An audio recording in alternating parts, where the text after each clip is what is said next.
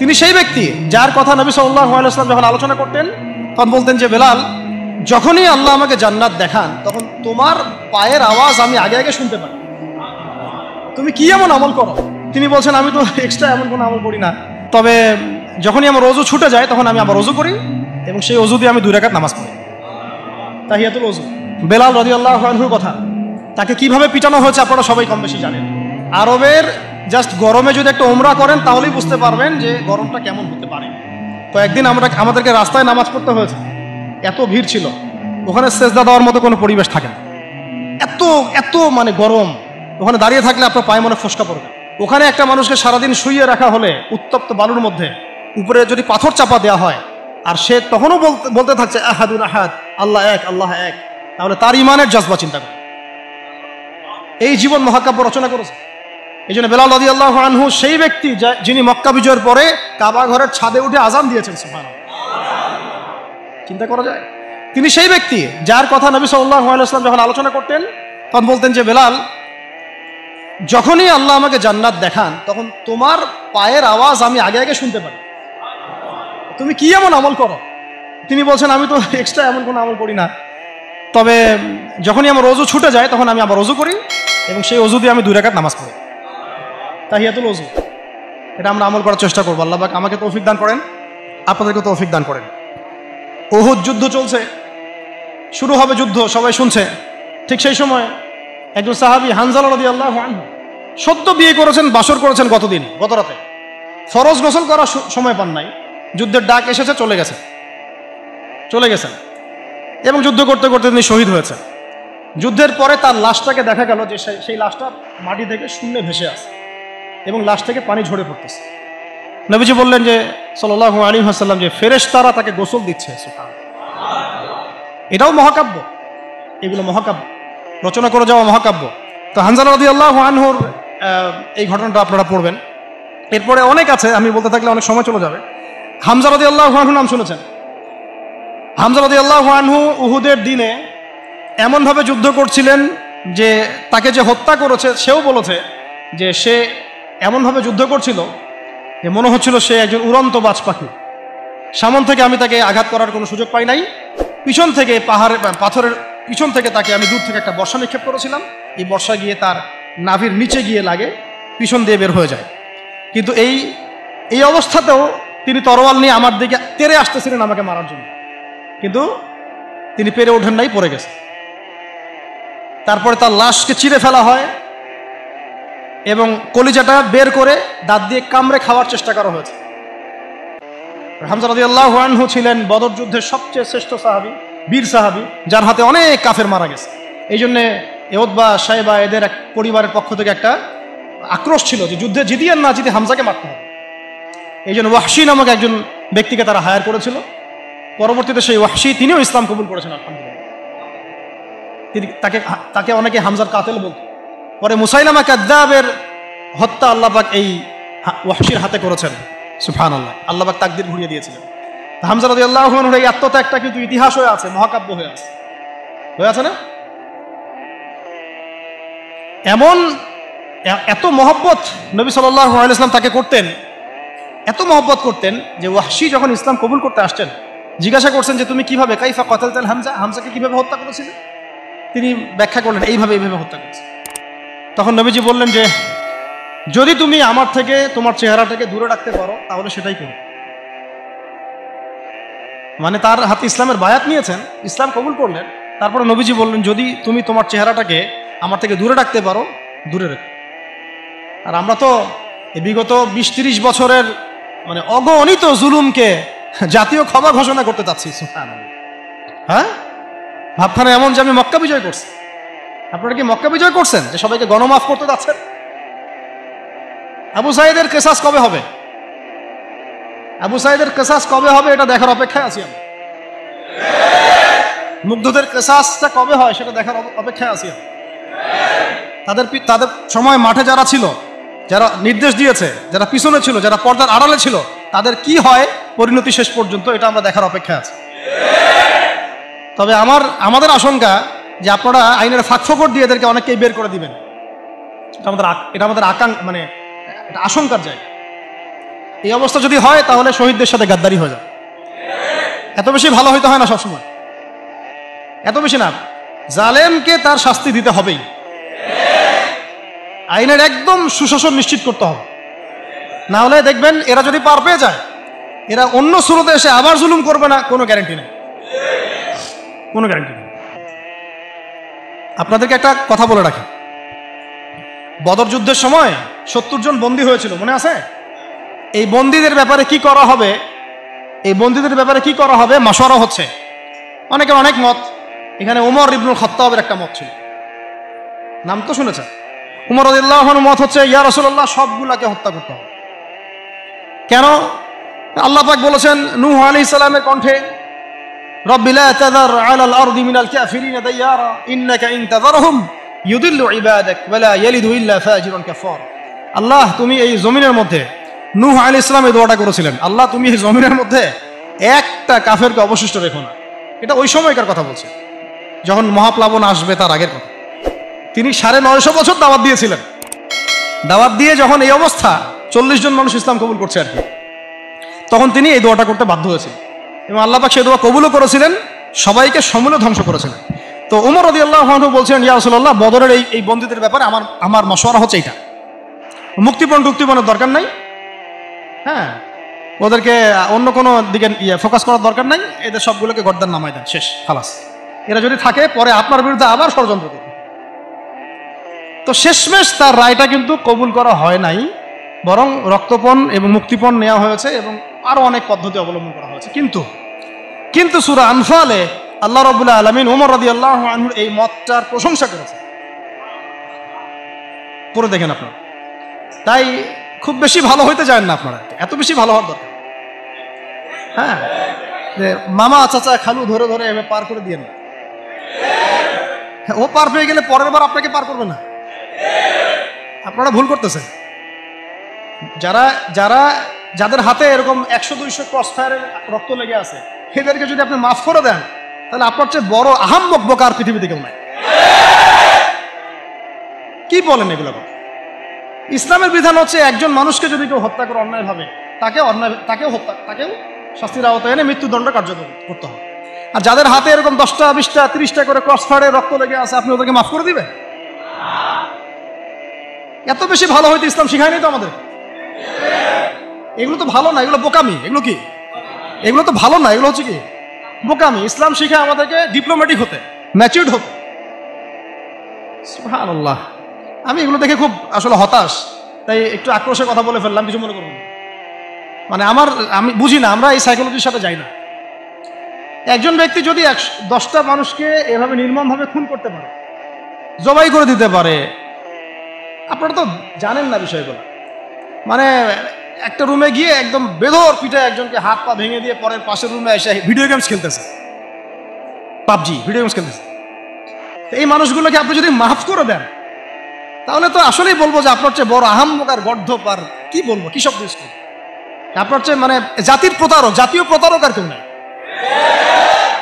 আপনাদের মানে যদি এরকম কেউ করেন, তাহলে জাতির রিপ্রেজেন্টেটিভ হওয়ার যোগ্যতাই নেই আপনাদের। আমার কথা মাইন্ড করেন না, আমি কিন্তু খোলামেলা কথা বলে দিলাম। কারণ এখন সব কথা কিছু কথা খোলামেলা আপনাদেরকে বলতে হবে, না হলে অনেক কথা ইনসাফ হবে না। ইনসাফ করতে হবে, আল্লাহ পাক আমাদেরকে বলার তৌফিক দান করেন। আর 2-4টা বলে শেষ করছি। আপনাদেরকে একজন সাহাবীর নাম বলি, তালহা রাদিয়াল্লাহু আনহু। কি নাম? উহুদ যুদ্ধের দিন আল্লাহ নবী সাল্লাল্লাহু আলাইহি ওয়াসাল্লাম কিন্তু একটু বিপর্যয়ের মধ্যে পড়েছিলেন, মনে আছে? চারদিক থেকে তাকে আক্রমণ করা হয়েছে। খালিদ বিন ওয়ালিদ তখন তিনি মুসলিম হন নাই, এসে আক্রমণ করেছেন, পিছন থেকে সাহাবীদেরকে আক্রমণ করেছেন, অনেক সাহাবী শহীদ হয়েছেন। আর নবী সাল্লাল্লাহু আলাইহি ওয়াসাল্লামের কাছেও প্রায় 11 জনের মতো আছেন, বাকি সবাই ছত্রভঙ্গ হয়ে গেছেন। তো ছত্রভঙ্গ হয়ে যাওয়ার সময় মাত্র 2 জন সাহাবী ছিলেন মুহাজির, আর বাকি 9 জন ছিলেন আনসার।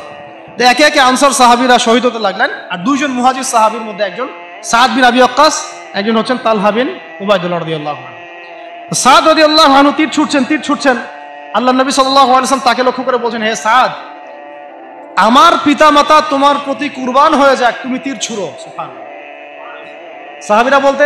সাহাবীরা সবাই বলতেন, ইয়া রাসূলুল্লাহ, আপনার জন্য আমার পিতামাতা কুরবান হোক।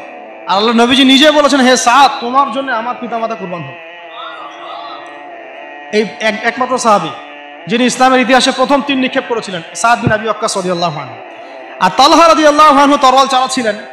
বলা হচ্ছে, ইতিহাসের পাতায় এসেছে, সিরাতের পাতায় এসেছে যে তার গায়ে, মানে তালহা রাদিয়াল্লাহু আনহুর গায়ে তখন প্রায় 40 থেকে 50টা আঘাতের চিহ্ন লেগেছে বর্ষার তীরের তরোয়াল। এই অবস্থায় তিনি নবী সাল্লাল্লাহু আলাইহি ওয়াসাল্লামকে কাঁধে উঠিয়ে উহুদ পাহাড়ের একটা পার্শ্বদেশ দিয়ে উপরে উঠিয়ে সেফ একটা জায়গায় নিয়ে রেখে দিয়েছেন। নবীজি বলেছেন, তোমরা যদি কোনো জীবন্ত শহীদকে দেখতে চাও তাহলে তালহাকে দেখো। এগুলো হচ্ছে সত্যিকারের মহাকাব্য। এগুলো কি সত্যিকারের চিরস্থায়ী মহাকাব্য। আপনারা যদি এই একজন সাহাবী সাদ বিন মুআজ, তার নাম শোনেন, দেখবেন খন্দকের যুদ্ধে তিনি মহাকাব্য রচনা করেছেন। খন্দকের যুদ্ধে একটা ক্রুশিয়াল অবস্থা ছিল, সেই সময় তিনি সামনে আগ বেরিয়ে যুদ্ধ করতে গিয়ে তার হাতের মধ্যে তীর লাগে। এই তীরটা ছিঁড়তে গিয়ে তার হাতের ভ্যানটা ছিঁড়ে যায়, রক্তটা ছিঁড়ে যায় বের করতে গিয়ে। তো এই অবস্থায় আস্তে আস্তে তার শাহাদাত হয়েছে। কিন্তু শাহাদাতের আগে তিনি আল্লাহর কাছে দোয়া করেছিলেন, আল্লাহ, যদি কুরাইশদের সাথে আরো কোনো যুদ্ধ বাকি থাকে আমাকে তাহলে জীবিত রেখো। এবং তার শাহাদাতের সময় তিনি বলছেন, এরপর থেকে ইসলামের উপর তারা আর আক্রমণ করতে পারবে না, কারণ আমি এমন দোয়া করেছিলাম যে আল্লাহ, যদি কুরাইশদের সাথে আরো কোনো যুদ্ধ বাকি থেকে থাকে আমাকে জীবিত রেখো। তার আগ মুহূর্তে তিনি বনু কুরাইজার যে গাদ্দারি, বেঈমানি, ওই বেঈমানির শাস্তি দিয়ে তিনি দুনিয়া থেকে বিদায় নিয়েছেন। সাদ বিন মুআজ, যার জানাজায় নবীজি বলেছেন, যার জানাজার সালাতে 70,000 ফেরেশতা শরীক হয়েছে। এগুলো মহাকাব্য। আপনারা যদি আরো সামনে যান, আপনারা মুতার যুদ্ধের ঘটনা পাবেন। এই কয়েকটা বলে শেষ করছি।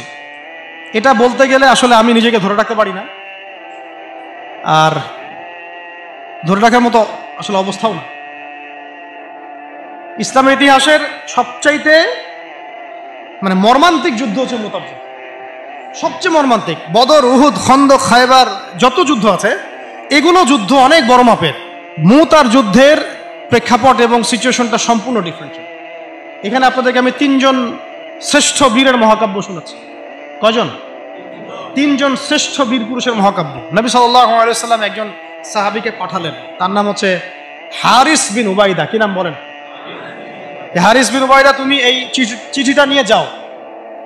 এটা তো মদিনা রাষ্ট্র কায়েম হওয়ার পরের কথা, একদম নবম হিজরতের 8ম বছরের দিকের কথা আর কি।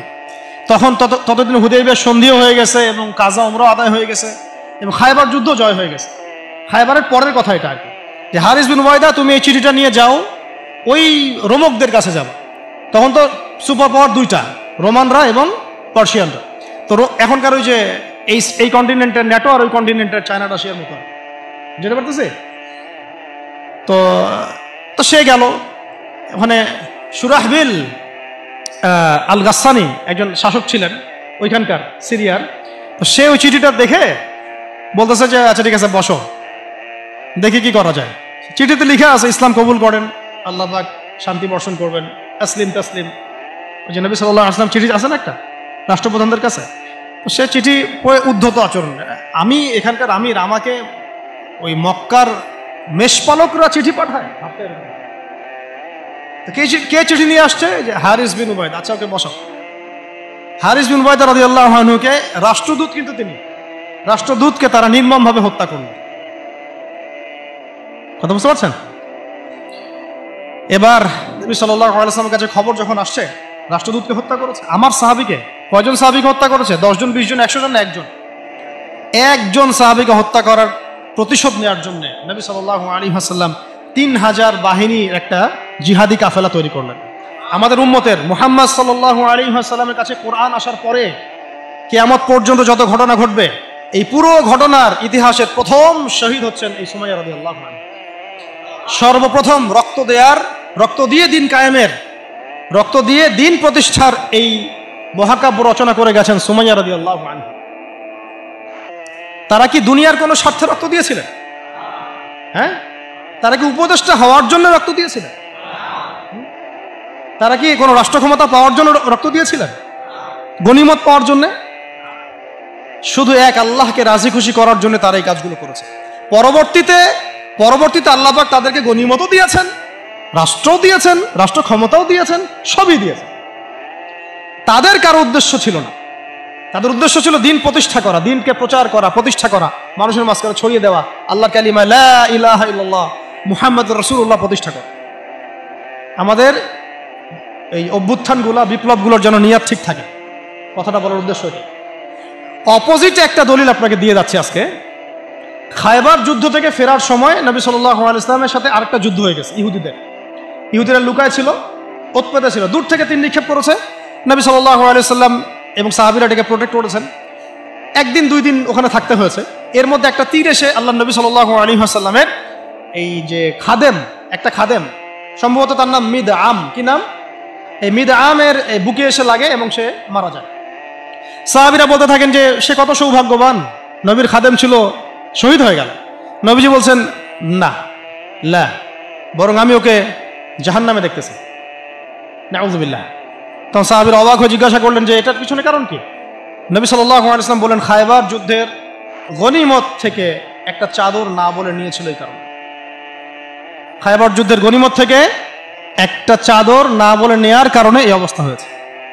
তখন অন্য অনেকেই কিছু কিছু করে জিনিস সামনে আনা শুরু করলেন, এমনকি মেসওয়াক, হ্যাঁ, কাপড়, ছোট ছোট একটা গাছের ডাল, যারা একটা মেসওয়াকও নিয়েছে হয়তো না বলে, তারাও জমা দেওয়া শুরু করল। নবীজি বললেন এটা ছিল জাহান্নামের অংশ। এটা কি ছিল? জাহান্নামের অংশ। এখন বলেন, তাহলে যদি গন্তব্য উদ্দেশ্য আল্লাহ সন্তুষ্টি না হয়, তাহলে অনেক সময় অনেক ত্যাগেরও মূল্য পাওয়া যায় না। পক্ষান্তর আরেকটা দলিল নিয়ে নেন, উহুদের মাঠে একজন ইহুদি এসেছে সকালবেলা যুদ্ধ করতে। কে? ইহুদি। ইহুদিদের কিছু মানুষ তো ইসলাম কবুল করেছিল, কিছু কিছু অল্প, এসে উহুদের মাঠে দাঁড়িয়ে বলছে যে আমাকে আগে কি করতে হবে, আমাকে কি আগে ইসলাম কবুল করতে হবে না আগে যুদ্ধ করবো? সাহাবীরা বলেন আগে ইসলাম কবুল করতে হবে, তারপরে যুদ্ধ করতে হবে। তো সে আগে কালিমা শাহাদা সাক্ষ্য দিল, তারপরে যুদ্ধ করতে গেল এবং সেখানে সে শহীদ হয়। নবীজি দেখে বলছেন, লাশ দেখে পরে, যুদ্ধের পরে, এই ব্যক্তি এখানে কি করছে? তখন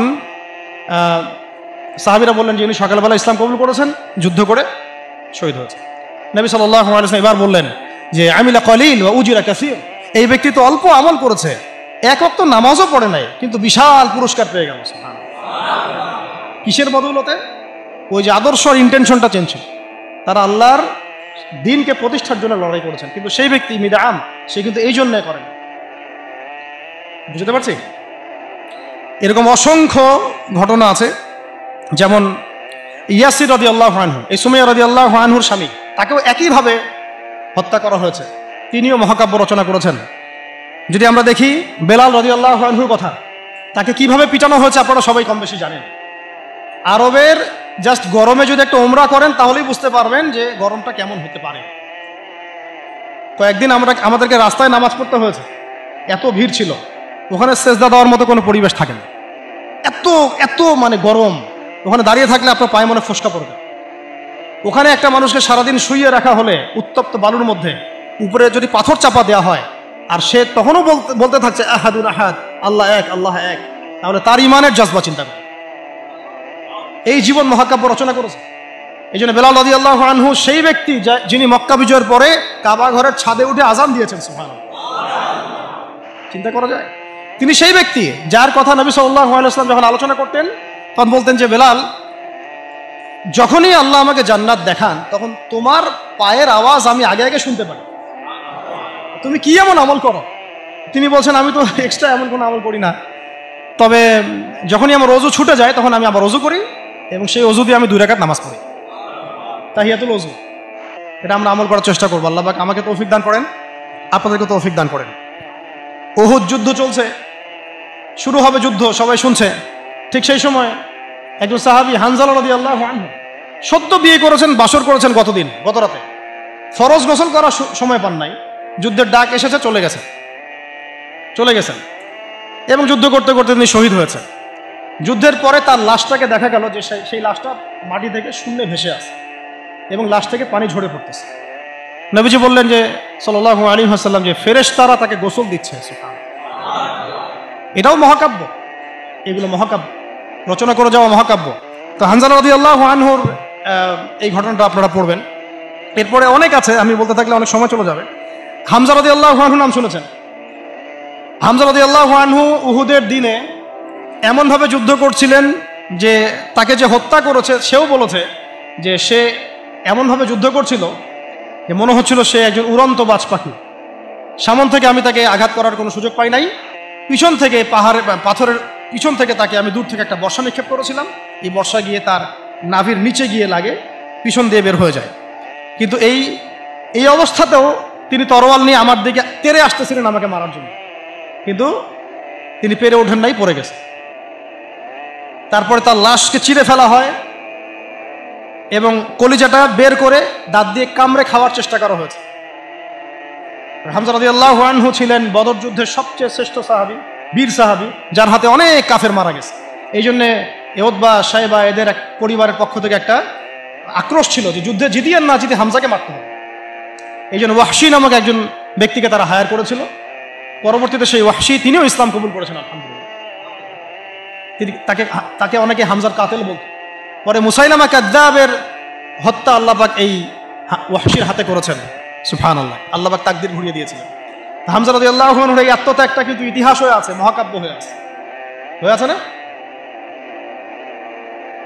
এমন এত মহব্বত নবী সাল্লাল্লাহু আলাইহি ওয়াসাল্লাম তাকে করতেন, এত মহব্বত করতেন যে ওয়াহশী যখন ইসলাম কবুল করতে আসছেন জিজ্ঞাসা করছেন যে তুমি কিভাবে, কাইফা কতালতাল হামজা, হামজাকে কিভাবে হত্যা করেছিলেন? তিনি ব্যাখ্যা করলেন এইভাবে হত্যা করেছে। তখন নবীজি বললেন যে যদি তুমি আমার থেকে তোমার চেহারাটাকে দূরে রাখতে পারো তাহলে সেটাই করো। মানে তার হাতে ইসলামের বায়াত নিয়েছেন, ইসলাম কবুল করলেন, তারপরে নবীজি বললেন যদি তুমি তোমার চেহারাটাকে আমার থেকে দূরে রাখতে পারো দূরে রেখো। আর আমরা তো বিগত 20-30 বছরের মানে অগণিত জুলুমকে জাতীয় ক্ষমা ঘোষণা করতে চাচ্ছি। হ্যাঁ, ভাবখানা এমন যে আমি মক্কা বিজয় করছি। আপনারা কি মক্কা বিজয় করছেন যে সবাইকে গণমাফ করতে যাচ্ছেন? আবু সাঈদের কেসাস কবে হবে? আবু সাঈদের কেসাস কবে হবে এটা দেখার অপেক্ষায় আছি আমি। মুগ্ধদের কেসাসটা কবে হয় সেটা দেখার অপেক্ষায় আছি আমি। তাদের সময় মাঠে যারা ছিল, যারা নির্দেশ দিয়েছে, যারা পিছনে ছিল, যারা পর্দার আড়ালে ছিল, তাদের কি হয় পরিণতি শেষ পর্যন্ত এটা আমরা দেখার অপেক্ষায় আছি। তবে আমাদের আশঙ্কা যে আপনারা আইনের ফাঁকফোকর দিয়ে এদেরকে অনেককেই বের করে দিবেন, এটা আমাদের মানে এটা আশঙ্কার জায়গা। এই অবস্থা যদি হয় তাহলে শহীদদের সাথে গাদ্দারি হয়ে যায়। এত বেশি ভালো হইতে হয় না সবসময়, এত বেশি না। জালেমকে তার শাস্তি দিতে হবেই, আইনের একদম সুশাসন নিশ্চিত করতে হবে। না হলে দেখবেন এরা যদি পার পেয়ে যায়, এরা অন্য সুরতে এসে আবার জুলুম করবে না, কোনো গ্যারান্টি নেই, কোনো গ্যারান্টি নেই। আপনাদেরকে একটা কথা বলে রাখি, বদর যুদ্ধের সময় 70 জন বন্দী হয়েছিল, মনে আছে? এই বন্দীদের ব্যাপারে কি করা হবে, মাশওয়ারা হচ্ছে, অনেকের অনেক মত।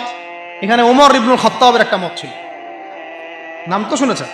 ওমর রাদিয়াল্লাহু আনহু মত হচ্ছে ইয়া রাসূলুল্লাহ সবগুলাকে হত্যা করতে হবে। কেন?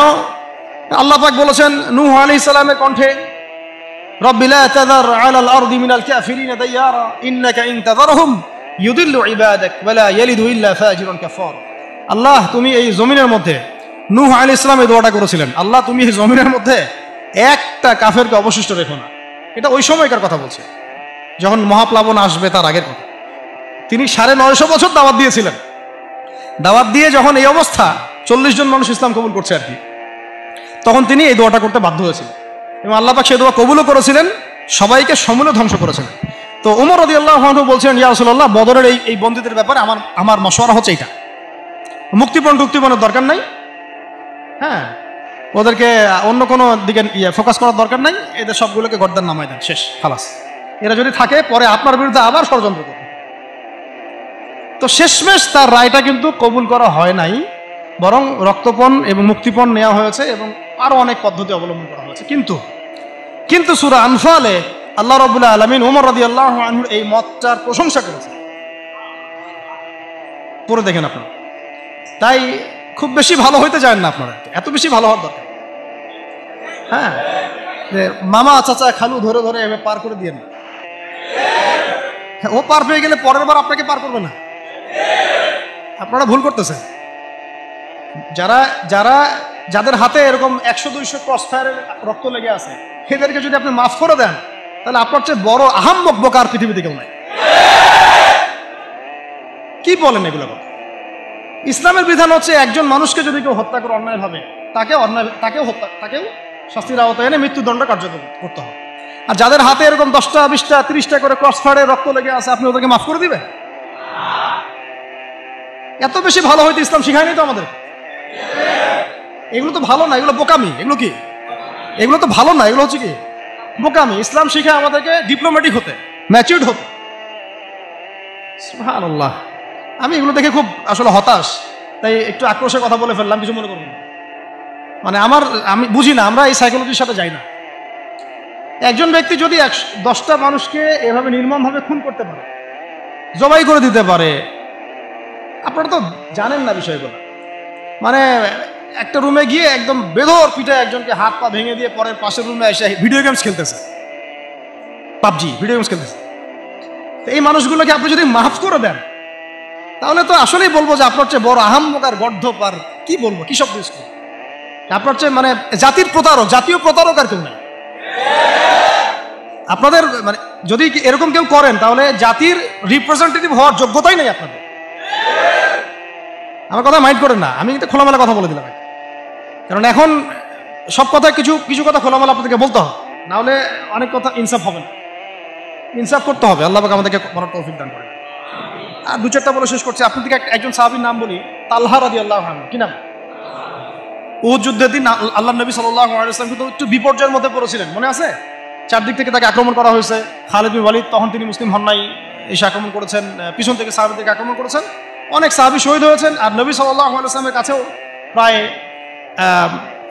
11 জনের মতো আছেন, বাকি সবাই ছত্রভঙ্গ হয়ে গেছেন। তো ছত্রভঙ্গ হয়ে যাওয়ার সময় মাত্র 2 জন সাহাবী ছিলেন মুহাজির, আর বাকি 9 জন ছিলেন আনসার। তো একে একে আনসার সাহাবীরা শহীদ হতে লাগলেন। আর 2 জন মুহাজির সাহাবীর মধ্যে একজন সাদ বিন আবি ওয়াক্কাস, একজন হচ্ছেন তালহা বিন উবাইদুল্লাহ রাদিয়াল্লাহু আনহু। সাদ রাদিয়াল্লাহু আনহু তীর ছুটছেন। আল্লাহ নবী সাল্লাল্লাহু আলাইহি ওয়াসাল্লাম তাকে লক্ষ্য করে বলছেন, হে সাদ, আমার পিতামাতা তোমার প্রতি কুরবান হয়ে যাক, তুমি তীর ছুঁড়ো। সুবহানাল্লাহ। সাহাবীরা সবাই বলতেন, ইয়া রাসূলুল্লাহ, আপনার জন্য আমার পিতামাতা কুরবান হোক। আর আল্লাহ নবীজি নিজে বলেছেন, হে সাদ, তোমার জন্য আমার পিতামাতা কুরবান হোক। এই একমাত্র সাহাবী যিনি ইসলামের ইতিহাসে প্রথম তীর নিক্ষেপ করেছিলেন, সাদ বিন আবি ওয়াক্কাস রাদিয়াল্লাহু আনহু। আর তালহা রাদিয়াল্লাহু আনহু তরোয়াল চালাচ্ছিলেন। বলা হচ্ছে, ইতিহাসের পাতায় এসেছে, সিরাতের পাতায় এসেছে যে তার গায়ে, মানে তালহা রাদিয়াল্লাহু আনহুর গায়ে তখন প্রায় 40 থেকে 50টা আঘাতের চিহ্ন লেগেছে, বর্ষার তীরের তরোয়াল। এই অবস্থায় তিনি নবী সাল্লাল্লাহু আলাইহি ওয়াসাল্লামকে কাঁধে উঠিয়ে উহুদ পাহাড়ের একটা পার্শ্বদেশ দিয়ে উপরে উঠিয়ে সেফ একটা জায়গায় নিয়ে রেখে দিয়েছে। নবীজি বলেছেন, তোমরা যদি কোনো জীবন্ত শহীদকে দেখতে চাও, তাহলে তালহাকে দেখো। এগুলো হচ্ছে সত্যিকারের মহাকাব্য। এগুলো কি সত্যিকারের চিরস্থায়ী মহাকাব্য।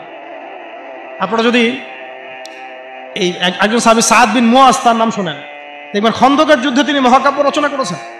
খন্দকের যুদ্ধে একটা ক্রুশিয়াল অবস্থা ছিল, সেই সময় তিনি সামনে আগ বেরিয়ে যুদ্ধ করতে গিয়ে তার হাতের মধ্যে তীর লাগে। এই তীরটা ছিঁড়তে গিয়ে তার হাতের ভ্যানটা ছিঁড়ে যায়, রক্তটা ছিঁড়ে যায় বের করতে গিয়ে। তো এই অবস্থায় আস্তে আস্তে তার শাহাদাত হয়েছে। কিন্তু শাহাদাতের আগে তিনি আল্লাহর কাছে দোয়া করেছিলেন, আল্লাহ, যদি কুরাইশদের সাথে আরো কোনো যুদ্ধ বাকি থাকে, আমাকে তাহলে জীবিত রেখো। এবং তার শাহাদাতের সময় তিনি বলছেন, এরপর থেকে ইসলামের উপর তারা আর আক্রমণ করতে পারবে না, কারণ আমি এমন দোয়া করেছিলাম যে আল্লাহ, যদি কুরাইশদের সাথে আরো কোনো যুদ্ধ বাকি থেকে থাকে, আমাকে জীবিত রেখো। তার আগ মুহূর্তে তিনি বনু কুরাইজার যে গাদ্দারি, বেঈমানি, ওই বেঈমানির শাস্তি দিয়ে তিনি দুনিয়া থেকে বিদায় নিয়েছেন। সাদ বিন মুআজ, যার জানাজায় নবীজি বলেছেন, যার জানাজার সালাতে 70,000 ফেরেশতা শরীক হয়েছে। এগুলো মহাকাব্য। আপনারা যদি আরো সামনে যান, আপনারা মুতার যুদ্ধের ঘটনা পাবেন। এই কয়েকটা বলে শেষ করছি। এটা বলতে গেলে আসলে আমি নিজেকে ধরে রাখতে পারি না, আর ধরে রাখার মতো আসলে অবস্থাও না। ইসলামের ইতিহাসের সবচাইতে মানে মর্মান্তিক যুদ্ধ হচ্ছে মুতার যুদ্ধ, সবচেয়ে মর্মান্তিক। বদর, উহুদ, খন্দক, খায়বার, যত যুদ্ধ আছে, এগুলো যুদ্ধ অনেক বড় মাপের। মুতার যুদ্ধের প্রেক্ষাপট এবং সিচুয়েশনটা সম্পূর্ণ ডিফারেন্ট। এখানে আপনাদেরকে আমি 3 জন শ্রেষ্ঠ বীরের মহাকাব্য শোনাচ্ছি। কয়জন? 3 জন শ্রেষ্ঠ বীর পুরুষের মহাকাব্য। নবী সাল্লাল্লাহু আলাইহি ওয়াসাল্লাম একজন সাহাবীকে পাঠালেন, তার নাম হচ্ছে হারিস বিন উবাইদা। কি নাম বলেন? হারিস বিন উবাইদা তুমি এই চিঠিটা নিয়ে যাও। এটা তো মদিনা রাষ্ট্র কায়েম হওয়ার পরের কথা, একদম নবম হিজরতের 8ম বছরের দিকের কথা আর কি। তখন ততদিন হুদাইবিয়ার সন্ধিও হয়ে গেছে এবং কাজা উমরা আদায় হয়ে গেছে এবং খায়বার যুদ্ধ জয় হয়ে গেছে। খায়বারের পরের কথা এটা আর কি, যে হারিস বিন উবাইদা তুমি এই চিঠিটা নিয়ে যাও, ওই রোমকদের কাছে যাবো। তখন তো সুপার পাওয়ার দুইটা, রোমানরা এবং পার্সিয়ানরা। তো এখনকার ওই যে এই কন্টিনেন্টের ন্যাটো আর ওই কন্টিনেন্টের চায়না রাশিয়ার মতো, যেটা পারতেছে। তো তো সে গেল ওখানে। সুরাহবিল আল গাসসানি একজন শাসক ছিলেন ওইখানকার সিরিয়ার। তো সে ওই চিঠিটা দেখে বলতেছে যে আচ্ছা ঠিক আছে বসো, দেখি কি করা যায়। চিঠিতে লিখে আছে ইসলাম কবুল করেন, আল্লাহ পাক শান্তি বর্ষণ করবেন, তাসলিম তাসলিম। ওই যে নবী সাল্লাল্লাহু আলাইহি ওয়াসাল্লাম চিঠি আছে না একটা রাষ্ট্রপ্রধানদের কাছে, তো সে চিঠি পড়ে উদ্ধত আচরণ। আমি এখানকার আমির, আমাকে ওই মক্কার মেষপালকরা চিঠি পাঠায়? কে চিঠি নিয়ে আসছে? যে হারিস বিন উবাইদা। আচ্ছা ওকে বসাও। হারিস বিন উবাইদা রাদিয়াল্লাহু আনহুকে রাষ্ট্রদূত, কিন্তু তিনি রাষ্ট্রদূতকে তারা নির্মমভাবে হত্যা করলো। কথা বুঝতে পারছেন?